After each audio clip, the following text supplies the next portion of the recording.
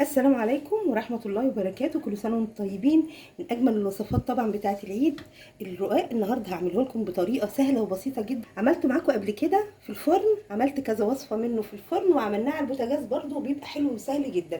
هعمله النهاردة كمان معاكم في الطاسة على البوتاجاز في منتهى السهولة. أنا الرقاق ده بصوا احنا عاملينه في البيت، مش شاريينه من بره. بصوا حلو ازاي، بصوا الرقاق ده رقاق طري، وكمان في نفس الوقت طعمه ممكن يتاكل كده مع اي حاجه كمان. وعاملين ايه الشوربه بتاعتنا، الشوربه بتكون دسمه شويه بتاعت لحمه طبعا. وعاملين العصاج، مجهزين السمنه، افضل تكون سمنه بلدي. وخلاص على الطاسه على طول هبدا اعمل ايه. هنبطن بس الطاسه شويه بالسمنه، نحط لها حبه كده حلوين من السمنه. برضو ممكن نعمله في الصينيه، انا هوريكم برضو صينيه انا مجهزاها عشان اوريها لكم، بتبقى بنفس الشكل وبنفس الطريقه. بس في الطاسه كمان بتبقى سهله ونروح قلبينها على طول، حلوه جدا بصراحه. هجيب بقى الرقاق بتاعنا وهحطه على طول. بصوا هو عشان الرقاق طري مش بياخد وقت خالص، بصوا كده. واروح حطاه في الطاسه. بصوا حتى هو طلع على قد الطاسه بالظبط ازاي. ويفضل بقى بين كل واحده وواحده بنحط رشه كده من السمنه عشان تديله طعم حلو وتديله طراوه كمان لما يستوي. احط التانية. طبعا انا هعمل هنا 3 تحت وفي وسط العصاج، وهعمل 3 فوق. في ناس بتحب تعمله لما بيكون الرق طري كده، ممكن ما يحطوش في الشوربه، بس طبعا الشوربه بتخليه اطرى ويبقى معانا سهل جدا. بصوا رشه من السمنه، واحط كمان واحده.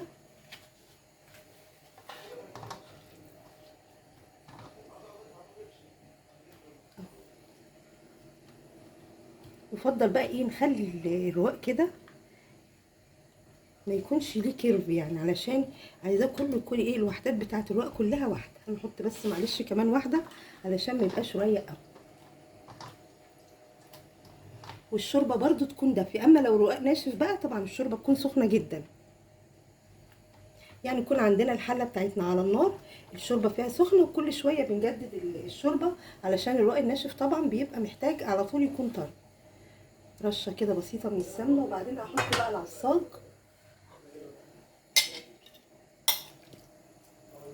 انا عامله لكم بقى طبعا العصاج ان شاء الله هنزله برده معاكم، حلو جدا وطريقته بصوا حلو جدا سهل برده. بنجهزه يبقى موجود عندنا، نعمل منه الرقاق بقى طول ايام العيد.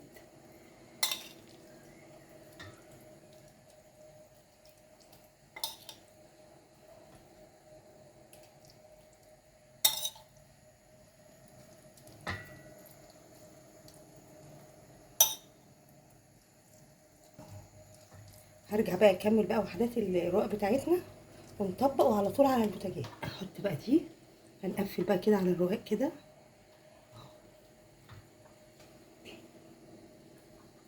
بصوا الرقاق ده هوريهولكوا كمان ازاي انا على فكره من ساعه ما عملته انا حاطاه بره في الصينيه ومغطياه بصينيه تانية وممكن بفوطه، بيفضل طري زي ما انتم شايفين. شايفين الرقاق حلو ازاي، حلو جدا. بصوا عملت لكم في القناه قبل كده، هحط لكم اللينك بتاعه لو حابين بس ترجعوا له علشان يبقى معاكم على طول تشتغلوا منه. بصوا منتهى الروعه. على فكره الشوربه اللي انا عاملاها دي خلاص بقت بارده، بس في نفس الوقت علشان الرق بتاعنا حلو مش مضايقاني، يعني شغاله بيه اهو. احاول برضو ايه اضغط شويه بسيط كده على الرق، ادخله في بعضه. وهحط برضو الطبقه بتاعت السمنه. معلش طبعا هو بياخد كميه من السمنه عشان تطلعه طعمه حلو. بس هحط الواحده الاخيره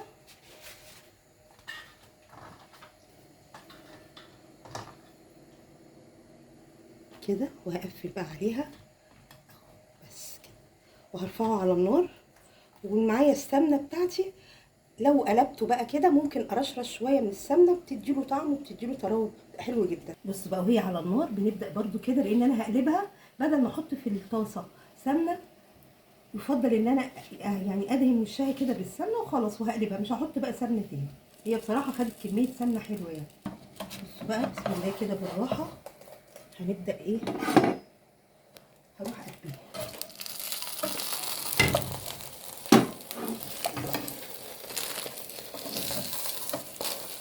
طبعا هفرد فيها شويه كده،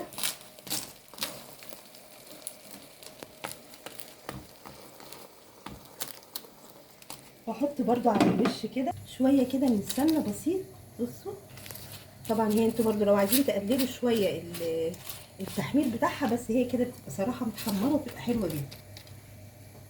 بصوا بقى اللي انا عاملاها بالصينيه حلوه ازاي، سهله وبسيطه وطلعت معانا. بصوا منتهى السهوله اهي، مفيهاش اي حاجه. هقلبها انا بقى في صينيه، لو انتوا حابين بقى بطبق تاني اهي. عايزين بقى الوش ده حلوه جدا. بصوا او هنقلبها على الوش الاولاني كده حسب ما احنا حابين. حلوه جدا سهله وبسيطه، وفي 5 دقايق هنعمل احلى صينيه رقاق للعيد. حابين على الوش ده جميله جدا. هديها بقى كمان تلميعه حلوه كده بالسمنه، منتهى الروعه.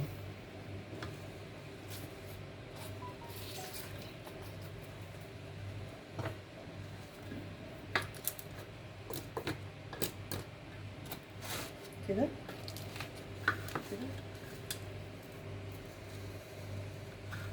جميله جدا.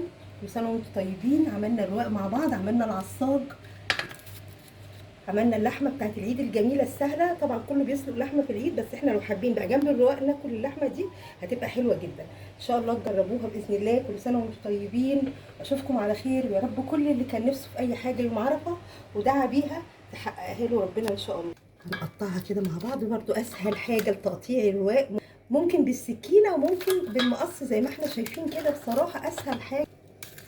بصوا بقى هوريكم قد ايه الرواق. بصوا هش وجميل ازاي وطري. طبعا هي سخنه جدا، يفضل نستنى لما تبرد، بس انا عشان بوريها لكم اهي.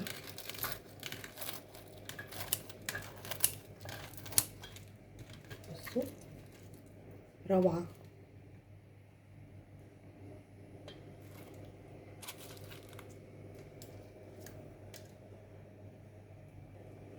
جربوها بقى ان شاء الله هتعجبكم جدا. كل سنه وانتم طيبين. السلام عليكم ورحمه الله وبركاته.